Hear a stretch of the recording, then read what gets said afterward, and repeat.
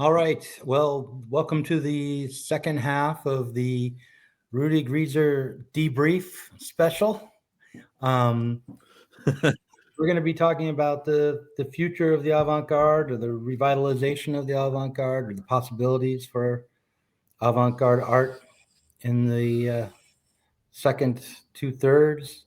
No, wait, the second three quarters of the 21st century, and Yeah, the wow. second three quarters. That doesn't make sense. And this, as we reach, as we pass 2025 and look ahead to the year 3000, um, or that's the wrong two, to the year 2100.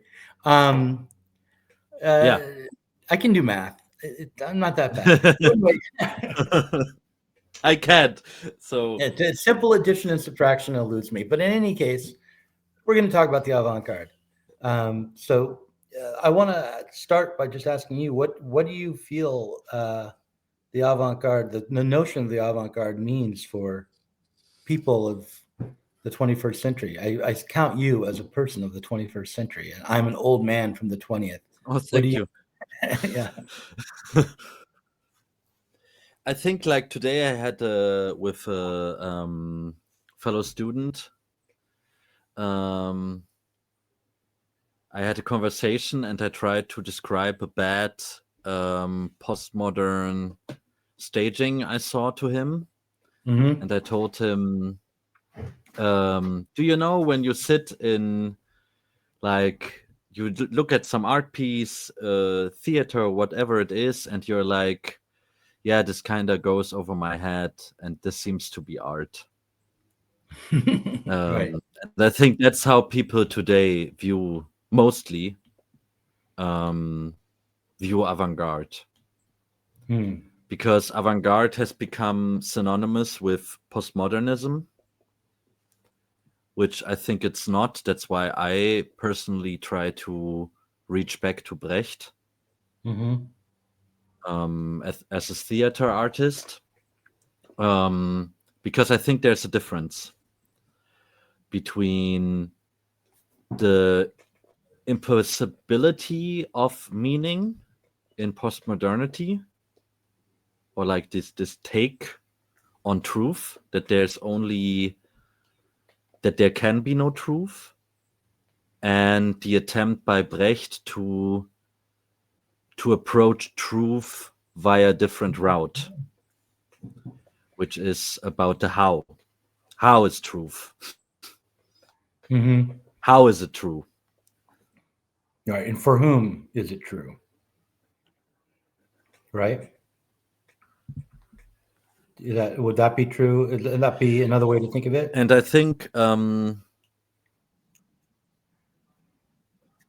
Can you hear me? can you say that again? Because we both broke Yeah, up. and for whom is something true is another Yeah.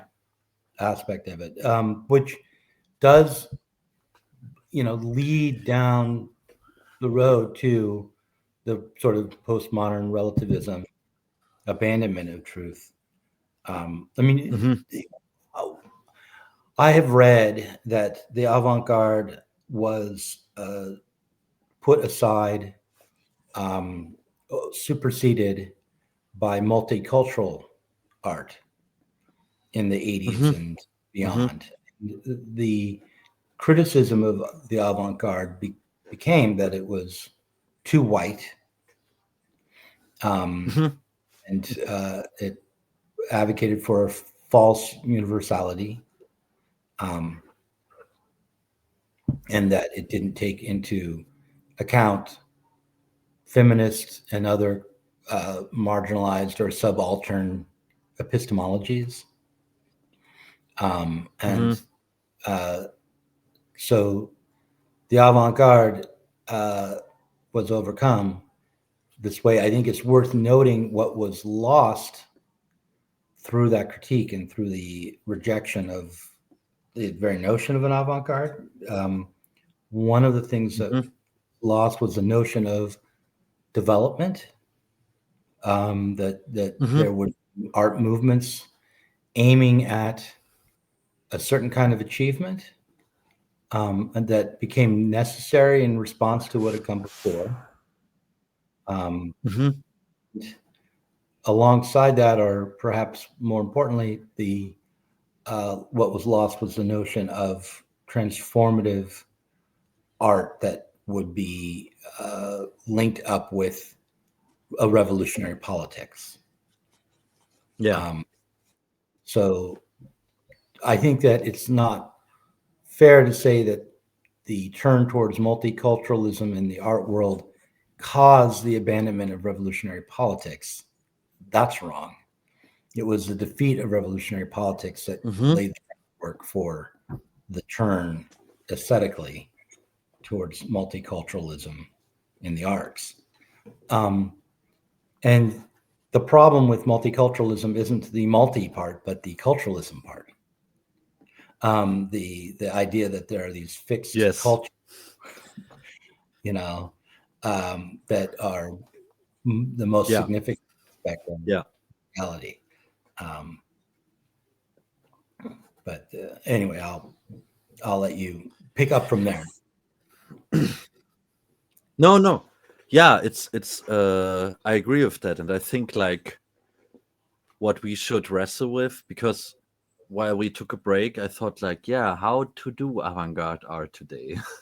Mm-hmm. And I feel like in a sense it's an impossibility, Mm-hmm. because um but I don't know how to approach that impossibility, because there still is truth, right? And there's also not truth. In the Mm-hmm. sense that we live in this society and permanent self-contradiction, and we have accumulated so much of these ruins, right? And this these rotten opportunities, which still fester on, that art becomes this very self-reflective, into the self-reflective mode. And I think that's what I would take like postmodern art to be, that it's only about art reaching inward and inward and inward, and trying to still repeat what the avant-garde did, right? But they don't go, for example, beyond boys, which was like an everyday object can be an art piece, which is Mm-hmm. still like, I take boys still in a sense to be very Brecht, because it's like if I put this here, it is a piece of art, and he has shown truth with that, because the toilet really becomes a piece of art when he exhibits it. It really becomes abstracted from itself in that moment, You're talking about and you're Duchamp, like, what is a toilet? right? You're talking about Ah, yeah, Duchamp. Duchamp. Yeah, Mm-hmm. sorry. Yeah, Mm-hmm. Yeah. Boys is yeah, also, he was more of a my performance bad. artist, but he did something similar. And what Boys was part of the Fluxus art movement. Is that right? Am I remembering Mhm. correctly? Um, no, there's He a was also adjacent to the um, Bauhaus people. He was also adjacent to them. mm-hmm. This desire to create art that would be synonymous with or merged with everyday life in an effort to both lift up everyday life into the realm of being Mhm. enjoyable and meaningful and aesthetic, and also to redeem art in terms of it having a practical Mhm. political purpose. Um, so Yeah. yeah, the uh, yeah, the what's lost there, although it wasn't really lost in the work, but what's lost in the Mhm. conception, would describe it that way, is the notion of being critical. The way Mhm. art is meant to point beyond what is and critically develop uh, society and its own practice. So, um, but I do sympathize with the desire to bring art into everyday life, to transform everyday life into art. Chris Catrone rejects this entirely. He says, no, every life is not art. Art is its own thing.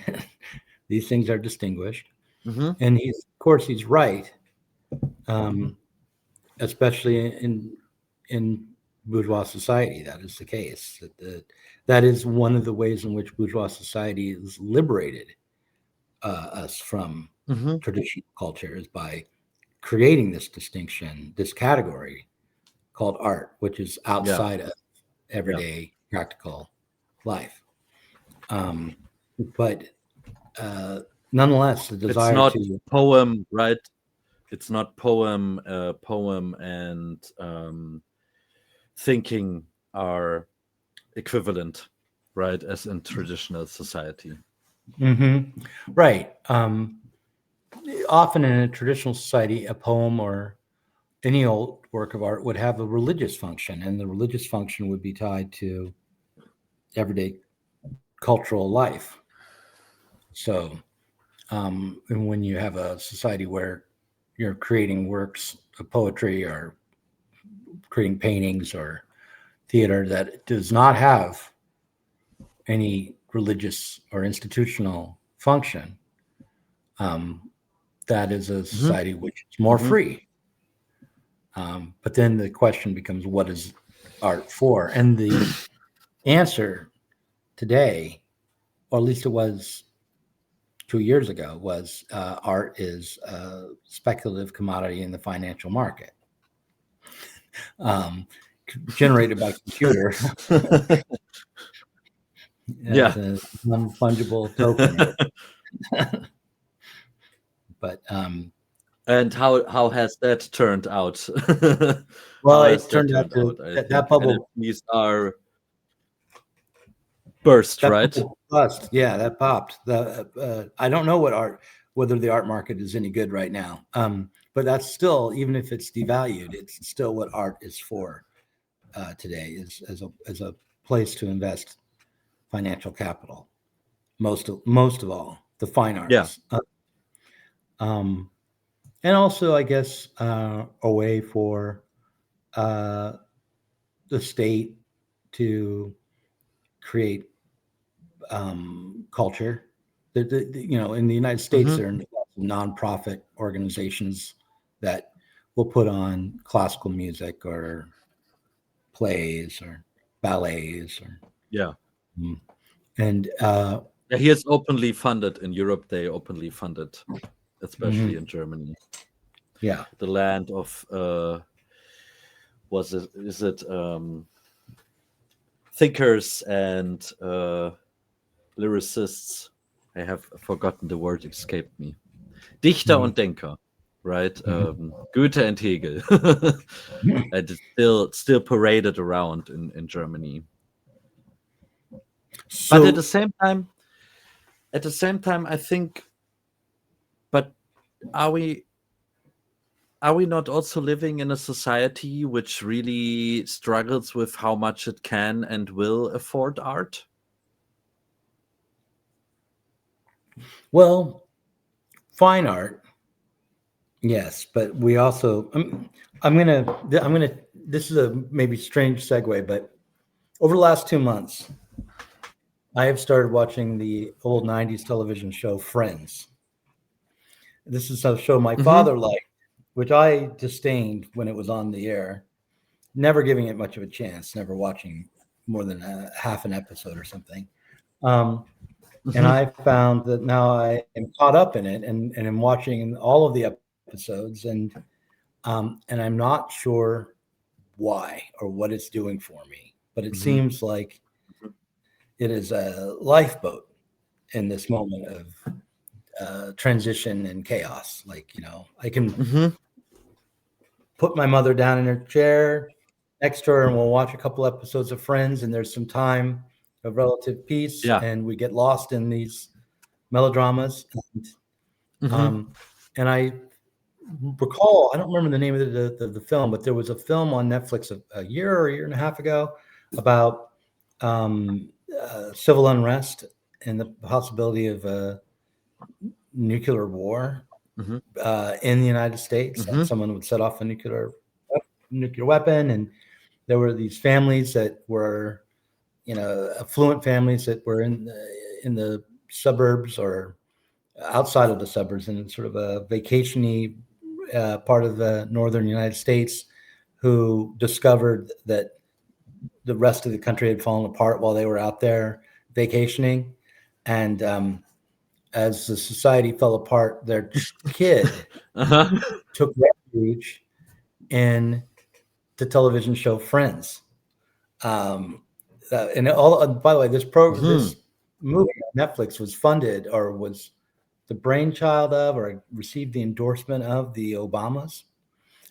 So it was this sort of Democratic Party vision of what the Trumpists were about and what they were going to do to the country. Um, but Mhm. but Friends represented a return to some sort of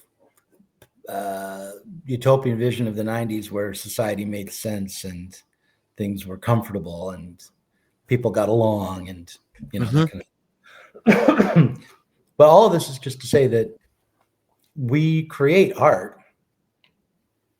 There's more art than ever that is trying to serve the same function as Friends, to create a culture of acceptance and a redemption of what is. Um, and Mhm. but having watched a lot of Friends, I would also say we shouldn't be so dismissive of that kind of art either, because there's probably something Mhm. going on there that has, I don't know if it has a critical component, but it meets people's needs somehow to be shown this work. Um, it's definitely kitsch, but what is it about kitsch that Yeah. makes it succeed? Well, I think with friends, it's like they're friends. That's like they that's the appeal. I think it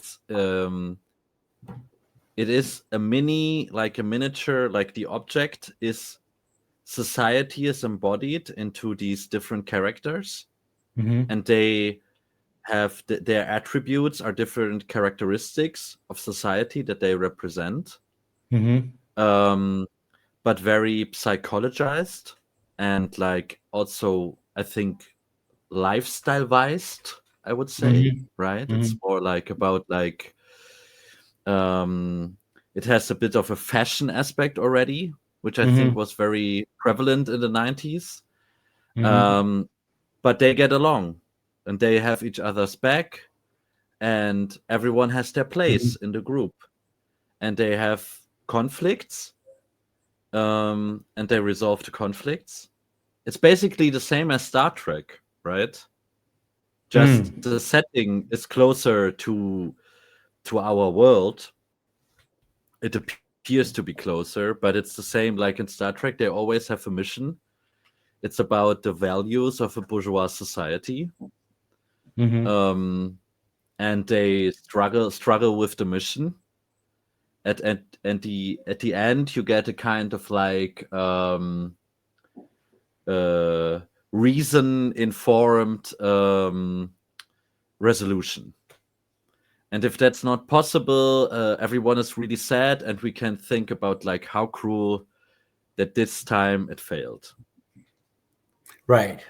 So And yeah, so I it's a think still, it is redeeming bourgeois society, in these simple yes, ways. Right. Um, yeah. And yeah, and that's a comforting thing to watch. yeah, Is yes, yeah, and on the characters, as annoying as they might be or one dimensional as they are, they're also mhm. intrinsically likable. They're performed as. What do you think of the actors on Friends? Do you think they turn in good performances or? Yeah. It takes a certain skill to do this kind of. I play the same guy for 10 years straight, and I deliver the line on point. It's actually very like American kind of acting, but in a good way. It's soap Mhm. acting, Yeah, it is. Yeah, one of the characters is a right? soap opera star in Friends, right? Joey is a soap opera star, and Yeah, true. he gives acting lessons. Um, at one point in the show, I forget exactly, uh, how what his instructions were, but they all had to do with like, if he had to feel sad, he would pinch himself. You know. Yeah. Yeah, yeah. Yeah. Yeah. And I mean, it's like, and then sometimes they also do that's the trick or the technique of it, like Mhm, on a formal level, mhm, that sometimes you get these breaks where they are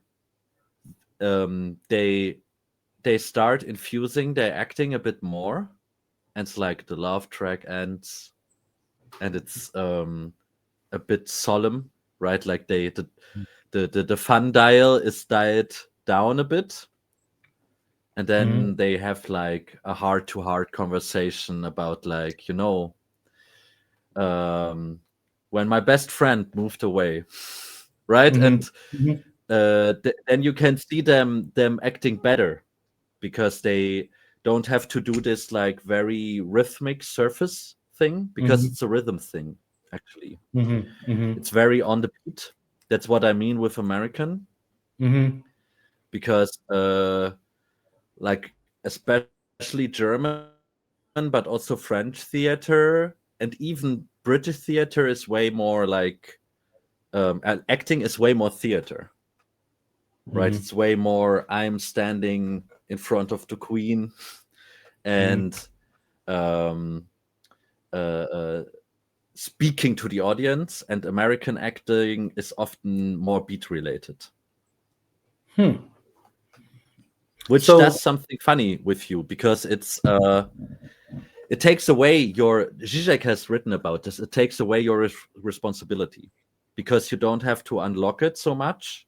It doesn't take so much effort on your part, because hmm, take they ease the critical element up, in a sense. They butter it up, I would say. mhm.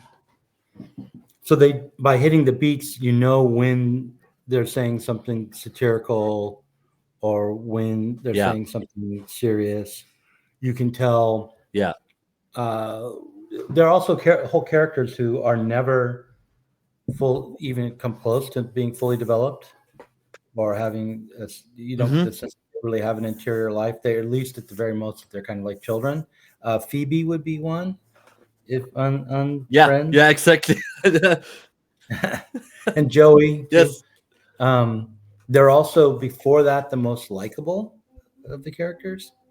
Um, Hmm. Hmm. but uh, I do want to know more about hitting the beats and how the rhythm plays a role. I wonder if we were to try to be critical of Friends without being ham-fisted about it, and while highlighting why it works and what is positive even about the show, Hmm. if having actors in a Brechtian way uh, emphasize the rhythmic character, maybe putting someone playing the Yeah. drums uh, on the Hmm. set, and to keep the beat with them the whole time.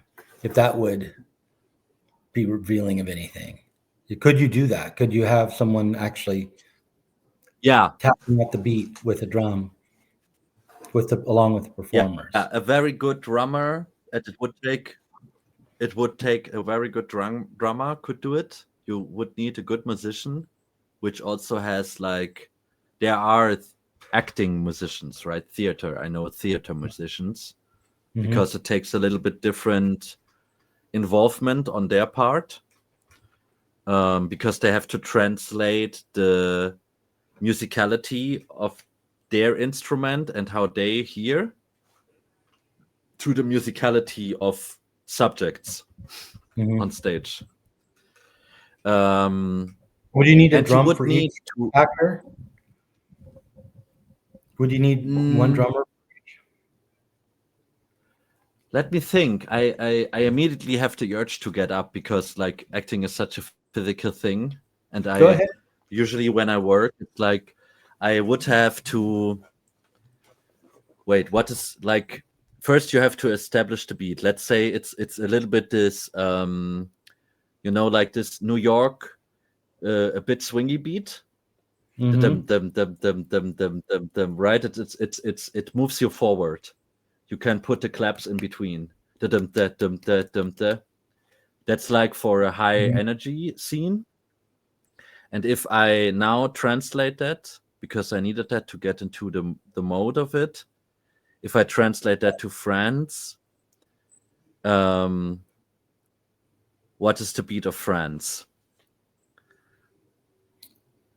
Well, let's try. Let's watch a short clip from France and see what you think let's of do it.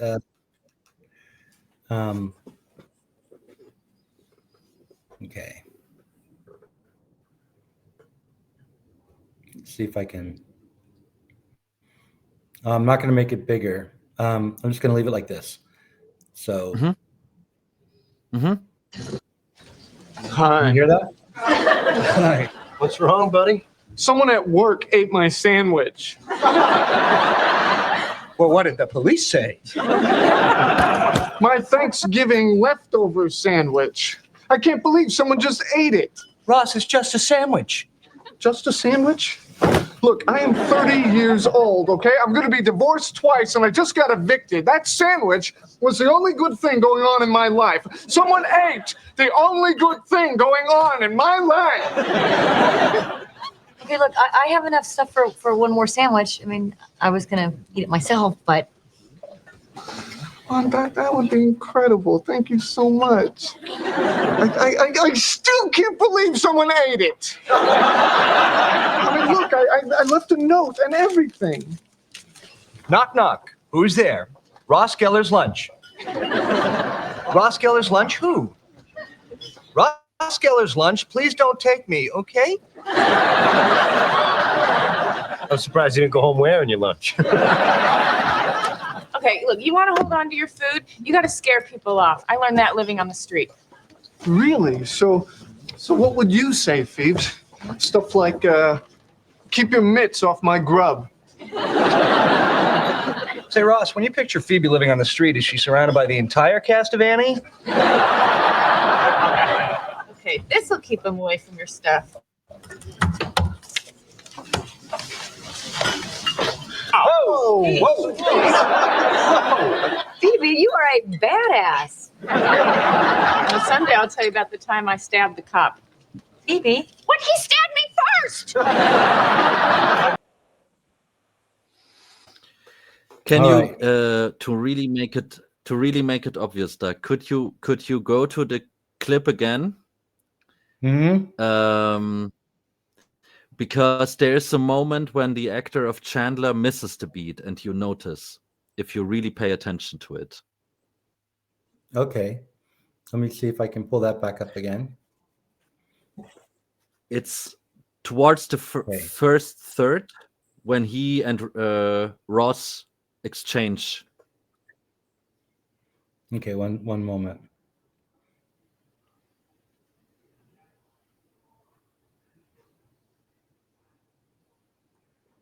I'm going to start it right here. Ross, it's just a sandwich. Just a sandwich?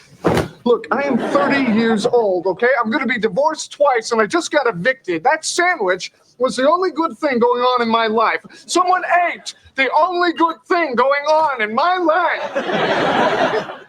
Okay, look, I have enough stuff for one more sandwich. I mean, I was going to eat it back? myself, but... No, wait. It's Incredible. Thank you so much. comes up. I still can't believe someone ate it. I mean, look, I left a note and everything. Now, No. wait. Who's Ross Geller's lunch. Ross Geller's lunch who? Ross Geller's lunch, please don't take me, okay? I'm surprised you didn't go home wearing your lunch. Right? He reads 3 things. So it's clowning, right? Comedy is clowning. So it's like setup, you establish something. So the audience has not yet gotten that this is a rule. Then you have to reaffirm the rule, right? So it's like, this happens, that happens. And then you get like the payoff in the third one, that's the punchline. And before he has a moment before he reads, he's supposed to read the third thing, and it doesn't completely land. Everyone listening back to this later, listen to it. Right. Now, why doesn't it land? Is it, I just thought it was not, that it perhaps wasn't written well, or that it requires you to maybe it should have been read more in the voice of Ross, because it does, please don't eat my sandwich, okay? That's the line, that's the joke line. And you have to hear that in the whiny kind of pleading voice of Ross. But the whole construction of a knock joke on the note is a little odd. It doesn't quite work. But is it the delivery or is it the writing? Both. If the writing would be better, he would have to do less work. He could just, often in with actors that I know, we call it surfing, right? You can just surf on the text. And so Chandler's actor, he did something that you can call smearing. He smeared his demeanor a little bit too long. He should have done a cut in the inner attitude of his character and just read the line. But instead, he added this bit of being like, I don't know, I think for a moment he is a little bit too long. He's like, right? He reads it. He adds this moment of like, I'm a little bit confused, Ross. And he plays that out a little bit too much. Well, that was Chandler's thing, was to be sarcastic or sardonic and to point out the foibles of the other characters. Yeah, but he should have done it afterwards. His ego, probably, I don't know the guy on set, right? No offense to my fellow actors, but he should have delivered the line and afterwards played his thing. But the thing in this TV shows is the people know what needs to be on camera. So you can hawk a little bit more of spotlight by inserting it at a different point. I see. Yeah. Oh, the other thing is Matthew Perry, who's the actor, was struggling with alcoholism and drug addiction throughout that part of the series. So, and you can see that if you watch all the episodes in a row, it's his weight fluctuates wildly. He's like skeletal in some seasons, and then plump. And but yeah, that's interesting. But the rhythm, to go back to the rhythm of it, I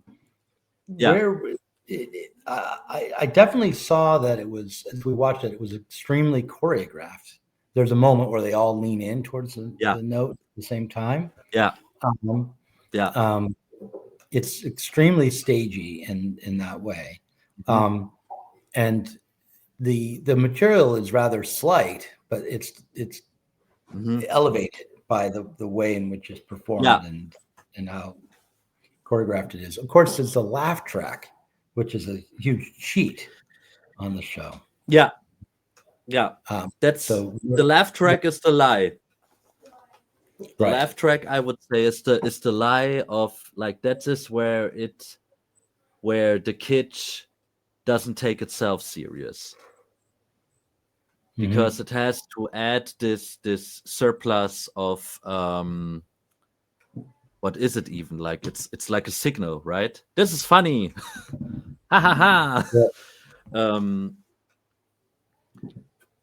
Which is And the laugh handed track down doesn't from just, live audiences. Yeah, it doesn't even go ahead. only deliver signals around when to laugh, but there are other emotions that are expressed by the recorded audience, like Oh, empathetic responses from the audience. It's surprise. mhm.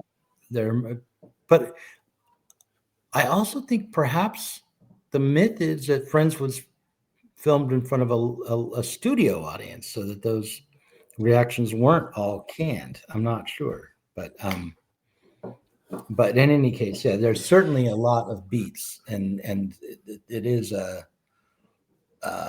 it's not naturalistic in any way, despite Could the fact that the wouldn't sorry, we're out of sync. That's why I'm interrupting you so much. yeah, it's Sorry. okay.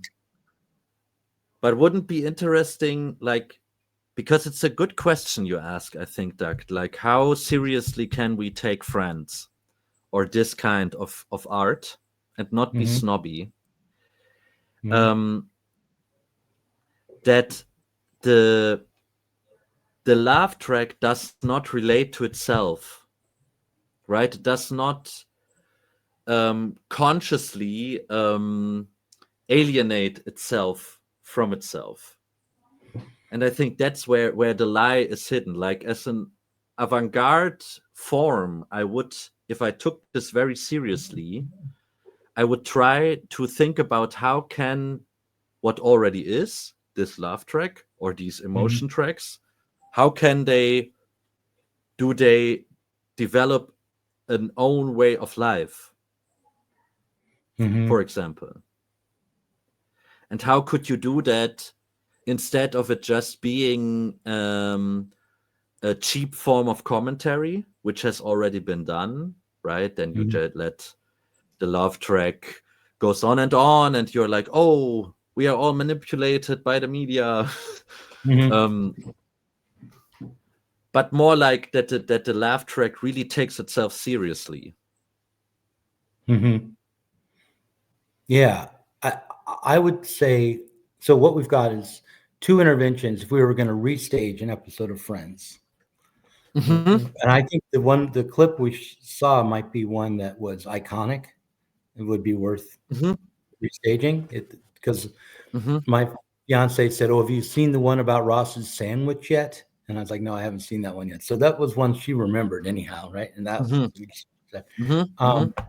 so what we would do is we would stage it with actors and at least one musician, possibly some musicians, the percussive musicians, and Yeah. then we would also do something with the laugh track, whether we'd have an audience of actors who would laugh on cue in a self-reflective or self-alienated way, or a sound technician that would do something with the laugh track to make it comment upon itself.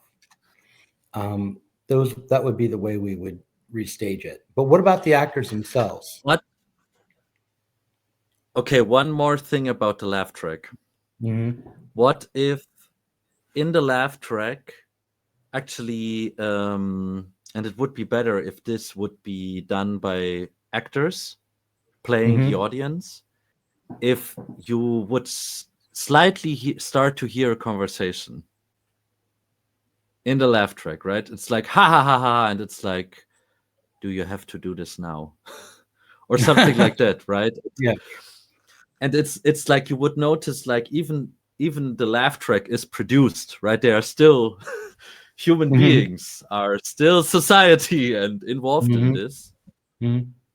And see if you could do, like, maybe even parallel, but also intention with the scene about the sandwich, right? You always take my stuff, or I don't know, right? This marriage is falling apart. I have no clue where it would lead us. Mhm. And I think about the actors, I would turn the actors into choirs. You'd have them be singing? No, I would. You can do like group arrangements where a Mhm. group of actors plays one character, Oh. Hmm. right? It's like Brecht did a lot of that, and Heiner Müller did a lot of these things. That he wrote like antique choirs, but like in bourgeois theater. So you could do like you would have like a Chandler choir, Mm. and you could do like we would have to see in like it's very hard to workshop art, right? Like in the abstract, but we would Mhm. have to see in the rehearsal, does it work out? Is it better if they are uniform, or is it better if they are expressing different aspects of the actor? Okay, well, I just want to raise a concern about that idea, but Mhm, I mhm, not to completely discount it at all. But one of the ways in which Friends functions is by getting the audience to invest in the actors as the characters. So mhm, the certain kind mhm, of identification occurs not only identification of the audience with the character, not only identification of the audience with the actors, but identification of the actors with their parts.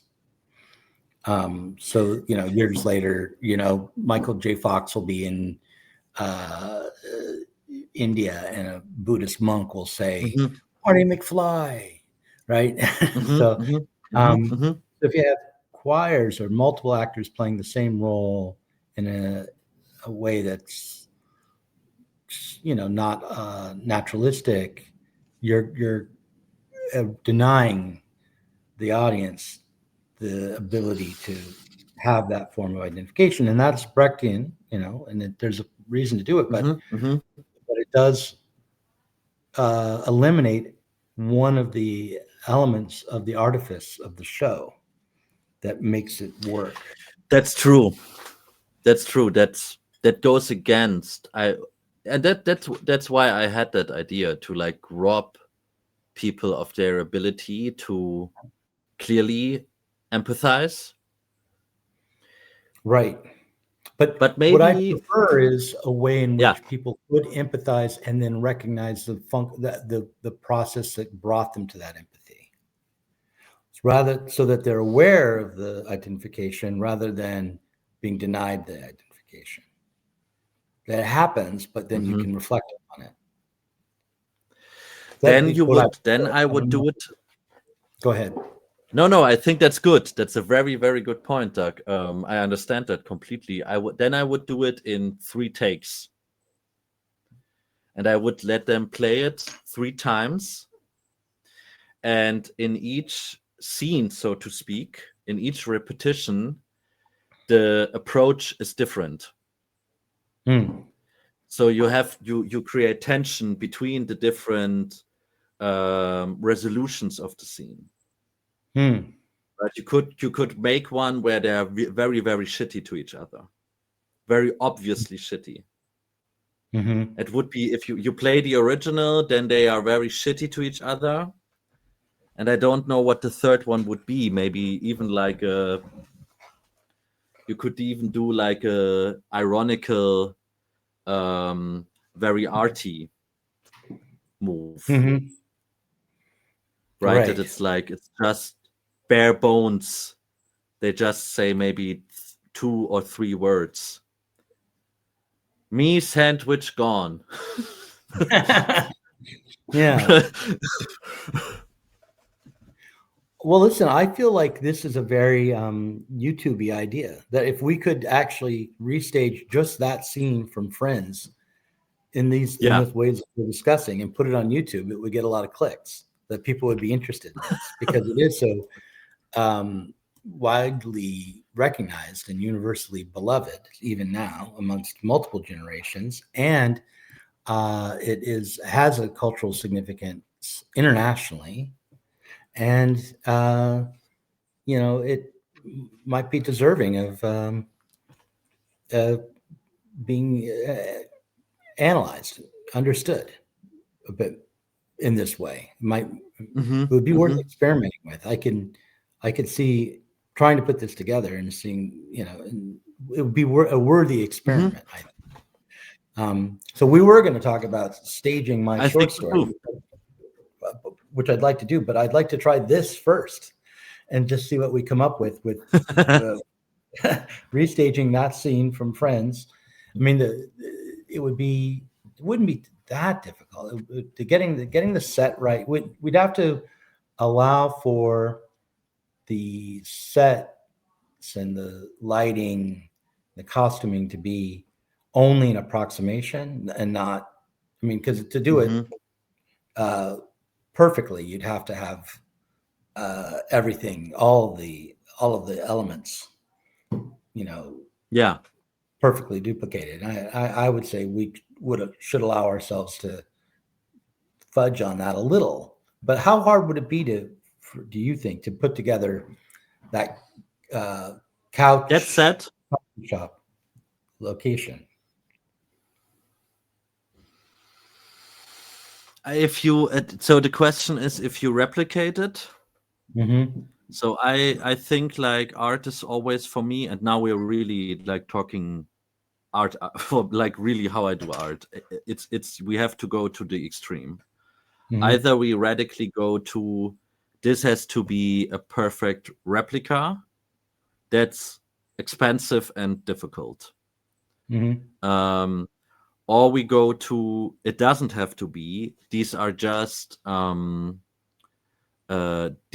reminders or like essentializations of what is in the scene already, and then it's very easy. Then I would do it much akin to what they did in The Balcony. And it's just like some warehouse, and there's a couch and a bar. Right. I think that's the way to go. We could even just go all the way to Dogville. You ever heard of the movie exactly. Dogville? Yeah, exactly. Yeah. Minimalist. Yeah, exactly, Doug. Some black boxes. Super. Yeah. Yeah. Yeah, exactly. No, this will be fun. We should try this. You saw it here first. We should. Folks. Yeah. We should. Let's see what we come up with. It seemed like a very 90s thing to do in a way, or it seems, I think some people might accuse it of being postmodern by taking pop culture like that and treating it seriously, but I'm not sure. What do you think? Are we cheating by replicating a bit of pop culture like that, or is it?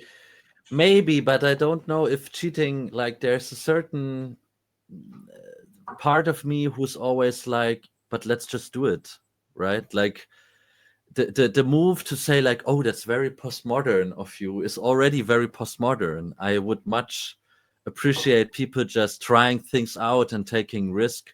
Maybe that's part of like trying to explore what could be avant-garde art today is to take risks again, really. I think people play it very safe today. I think you're right. I'm with you. If it turns out not to work, then it's just something we did that didn't work, or that if it turns out to work in a way we don't like, then that happens. Like we can learn from it. It's not like we're committed to doing only reproductions of the television show Friends for the rest of time. Yeah. Right? Yeah. Yeah. I mean, that's the part about like both Heiner Müller and Freud are in my head right now, because we talked about Brecht and psychoanalysis. So Freud is always accused of being like that his method doesn't work. But the reason for that is that he published all the analysis that didn't function correctly because he was like, I have to publish the parts where I failed Mhm. because otherwise I'm being a bad scientist, right? Like Right. it doesn't matter if some neurotic guy is less neurotic now. Okay, cool. Mhm. And Müller did the same thing. He wrote super much stuff, and he wrote like a lot of fragments where at the end or at the beginning he puts in an editor's note, like a creator's note, and he's like, I could never finish this because this and this question remains unanswered. Anyone working with this, do with it what you want. Mhm. Yeah, that's Right, what and we I should think do. that should be That's what be our motto, right? All right. Well, listen, Yeah. I'm gonna end the stream here. This was a lot of fun, and I look forward to talking to you about Friends in the future. This will be great. I get to take Yeah. my guilty pleasure and do something with it. Oh wait, that's not the button. This is the button.